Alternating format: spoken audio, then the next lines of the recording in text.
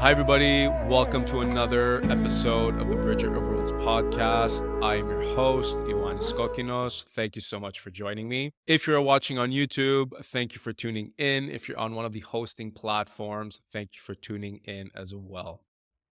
So today's a very special day for those of you who are aware. For those of you who are not aware, it is the Spring Equinox, which marks the return of the sun into the sign of Aries.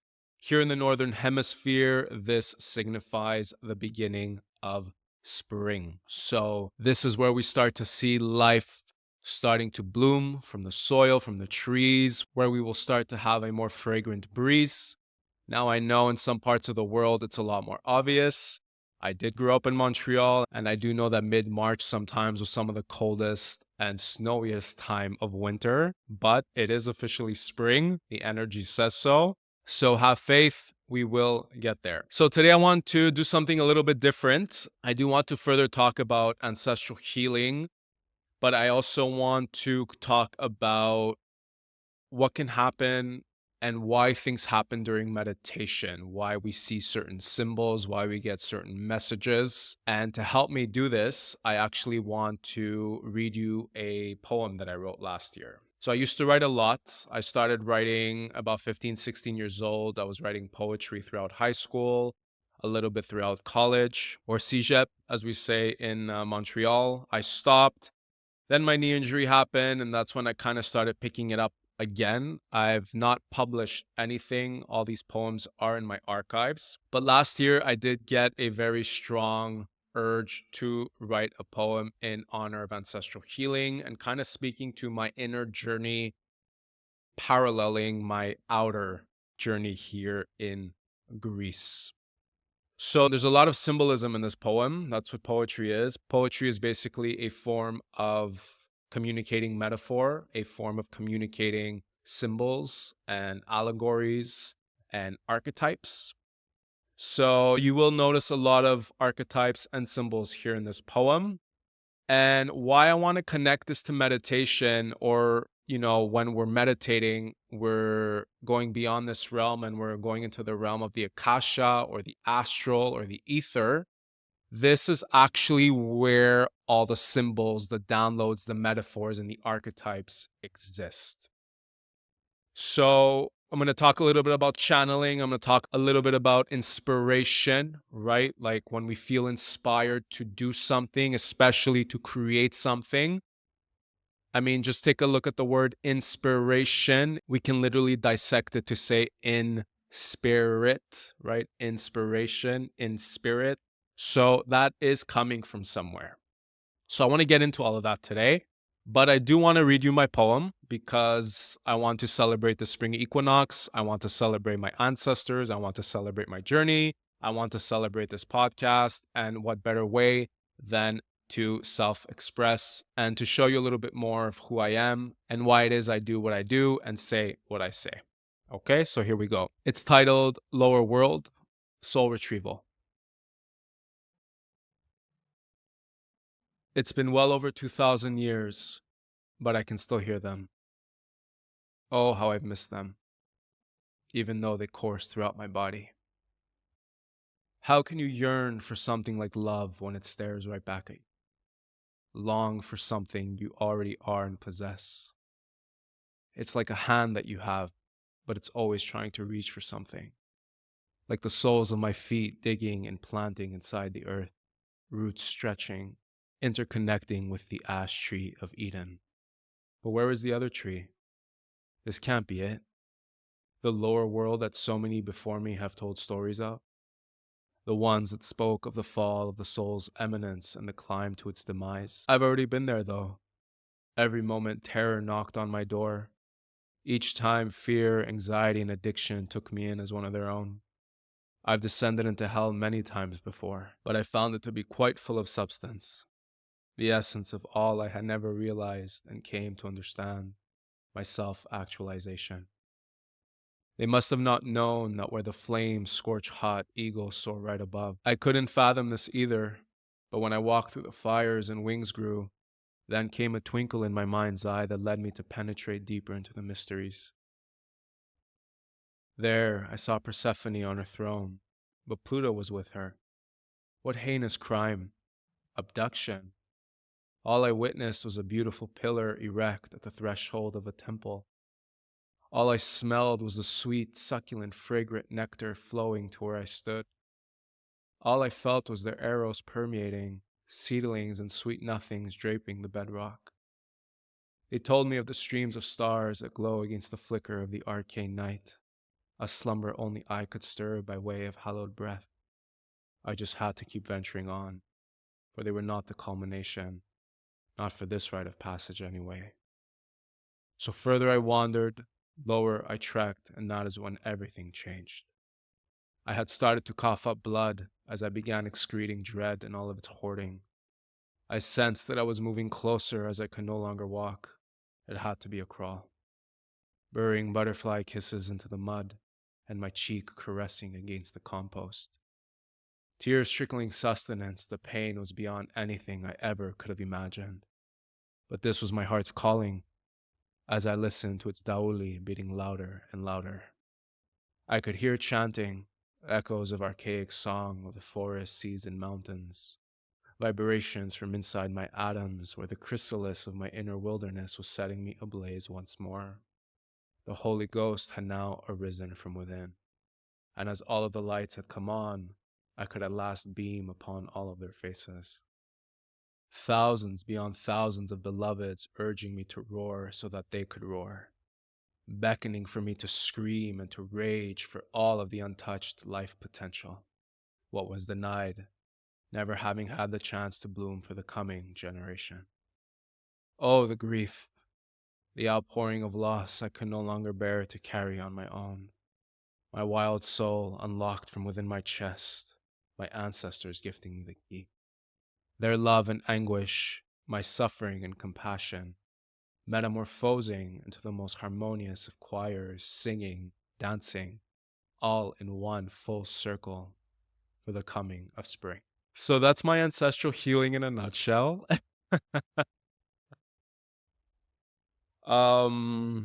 So I'm not going to obviously unpack every single sentence. There's a lot here. We have elements from the Christian faith. We have elements from Greek mythology. We have winter turning into spring. Like, what would winter look and feel like, right? Like underneath the ground as everything prepares for spring. And then, of course, the ancestors showing up in the lower world. So lower world is actually what the shamans call the place of descending. In modern day religion, it's known as hell, but the shamanic perspective, it's different. It's not a place of like evil or endless suffering or anything like that. The lower world is actually where ancestors reside. This is where the shaman can journey to retrieve a part of the soul. Hence why I named this poem Lower World Soul Retrieval. It is about descending into the mysteries. It is about descending into the depths. It is about going into the trauma. But, as soon as we feel what we need to feel, as soon as we witness what we need to witness, we actually get to transform the winters of our life into the springs and eventually summers of our life. The changing of the seasons, being out in nature, right? We see this throughout the year, what happens in the autumn, in the winter, in the spring, and in the summer. These are very powerful symbols. There are also archetypes that we can work with. We can work with their energies in order to tap into those energies within ourselves. So sometimes we're going through a winter phase in our life. Sometimes we're going through an autumn phase. Sometimes we're going through a spring phase. And sometimes we're going through a summer phase. Now, going back to meditation, how does this connect to all of the symbolism here? So before I get into that, I just want to talk a little bit about metaphor and our intuitive capability to understand and create metaphor. So as I mentioned in the previous episode, we have our left brain, which is analytical, and our right brain, which is intuitive. So there are people that are more prone to logic, people that are more prone to intuition, but we can, of course, learn how to develop each one and learn how to harmonize intellect and intuitive capacity within ourselves. In my case, growing up, we can definitely conclude that I was more right-brained than I was left-brained.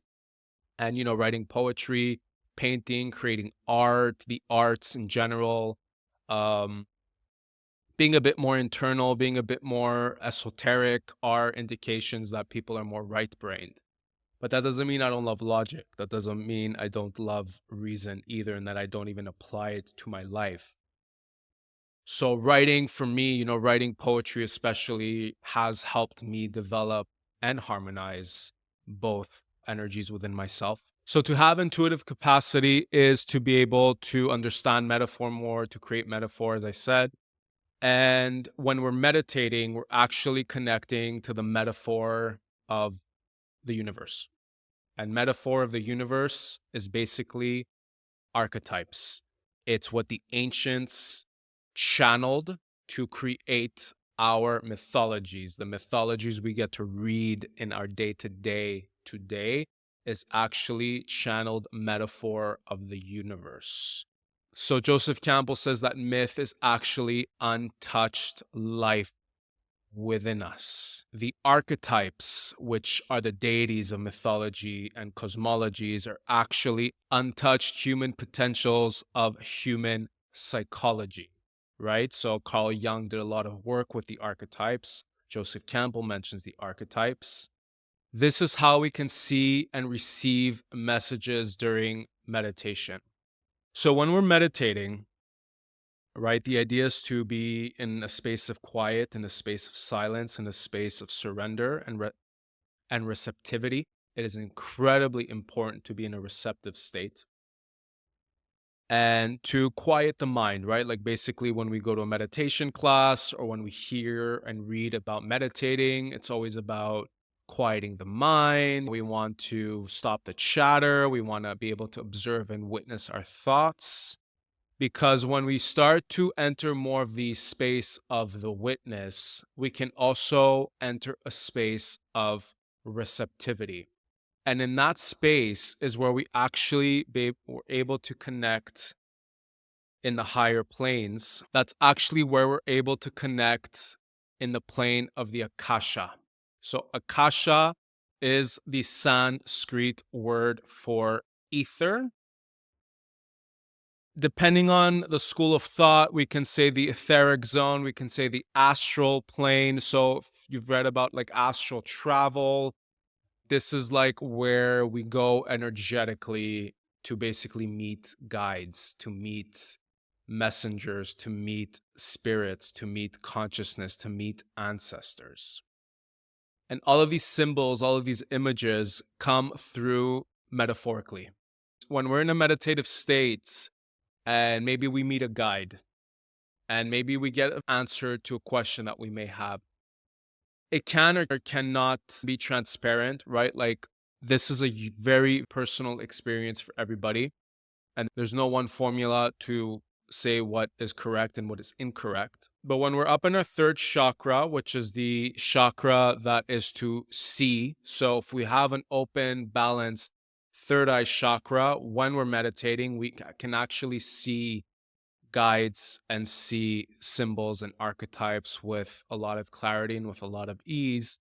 But then it is also very important to have an open and balanced crown chakra, which is at the top of our head, to actually know what is going on. Like the crown chakra is about knowing.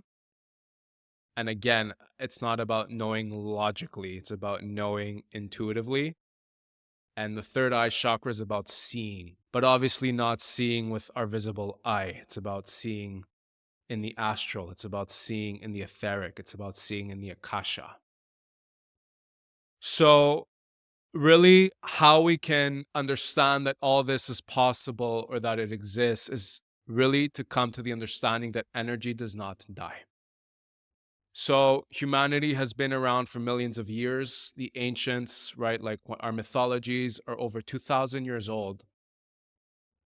And because the ancients made up these stories, these cosmologies, these ways of expressing inner human life, we have access to them because they exist in the Akasha, they exist in the ether. Now, the more Western translation to all of this would be the collective unconscious, which is what Carl Jung talked about. The collective unconscious is a Jungian school of thought, but it's actually the exact same thing as the astral plane. It's the realm, it's the area of the deities, of the archetypes, of the ancestors, of all of the energies that were once here in body, speaking now to the ancestors, that are no longer here but still exist as energy. The gods and the goddesses, they weren't actually here. But because they were created from human life and was projected outward into the human experience, we have access to them. We actually have access to them as guides. We have access to them as messengers. So I'm going to use an example from my poem, the Greek myth of Pluto and Persephone. This myth actually speaks to the changing of seasons. It was said that Persephone would descend for 6 months out of the year to go underground, which signified autumn and winter. And then she'd come back to the surface for 6 months out of the year, signifying spring and summer. So it doesn't necessarily mean that Persephone was actually here descending underground and coming back above ground every single year, right? Logically, that's impossible. Metaphorically, it is very possible because in the realm of metaphor, we have much more breathing room. It's not so black and white. It's not so cut and dry. So metaphorically speaking, when Persephone is descending for 6 months out of the year, which signifies fall and winter, that actually talks about the feminine energy that descends 6 months out of the year and rises 6 months out of the year. And this is the expression of the feminine. The expression of the feminine is the change, is the shift, is the transformation of life, which I talked about in the previous episodes. Now, Pluto is the container. He is who holds space for the feminine to do this. In this case, Pluto's the deity, is the lord of the underworld. Pluto actually translates to wealth. How do we see all of the above ground wealth come to fruition, come to blossom? It's with whatever happens underground. It's with whatever happens unconsciously. It's whatever happens within the mysteries, which again translates to, or is a metaphor, is a symbol for our own unconscious. So when, let's say, we do the work and we're inner seeking and we're going into our trauma, we're going where our shadow is, that means that Persephone, no matter what gender we are, Persephone is descending into the lower world, is descending into the underworld to go through a period of autumn, to go through a period of winter, to go through a period of basically gestation, a period of incubation, to prepare for spring and summer. So when Persephone rises, this signifies that feminine energy and the feminine energy within us is coming to the surface. Elevated emotion, joy, celebration, harvest, blooming, right? Culmination. It's a myth. It talks about deities, it talks about a goddess, it talks about a god, but ultimately it just taps into and speaks to the inner potentials of human life. So let's say you're going through a difficult period in life and you need to become more introverted. You need to spend more time with yourself. You need to do more inner seeking. You want to meditate more. You want to be with yourself more. That's basically Persephone descending. And then that moment comes where you feel like you've healed enough, or you feel like you've learned a lesson, or you feel like you've gotten a breakthrough, a download, a revelation. You feel ready to meet the world again. That's Persephone rising. And this is just one myth, right? And this is Greek mythology. There's how many cultures, how many myths, how many mythologies, how many creation stories, right? Every single deity that's been created, every single archetype, every single symbol, god, goddess, is an access point that we have available that we can attune to energetically. So this is what happens when we're meditating. And when I first started meditating, I was not seeing anything, I wasn't hearing anything, but the more I meditated, the more spiritually open I became, the more spiritually aware I became. I definitely started to see deities. I definitely started to see symbols. I definitely started to connect to threads of consciousness, which can show up as men, as women, as messengers, as animals, as plants, as mythical figures, mythical creatures, right? It does not mean that they were here in the flesh, but because they were created from human life, that creation has a source of vibration, has a source of energy, and we can tap into that when we're meditating. That's the astral, that's the etheric zone, that's the Akasha. So I wanted to bring my poem onto the table, right? Because there's so many symbols here. And I mean, it's not like I was sitting down and meditating as I was writing this, but it is a form of channeling. You are somewhat in a meditative state when you're creating something, when you're like in the zone, right? When we're talking about being in the zone. And this could even be like playing a sport, right? Athletes get in the zone. Creators, creatives, artists get in the zone when you're cooking a meal and you're in the zone. That is channeling. That is inspiration. That is being in spirit. And when we say in spirit, we mean that something higher than us is working through us.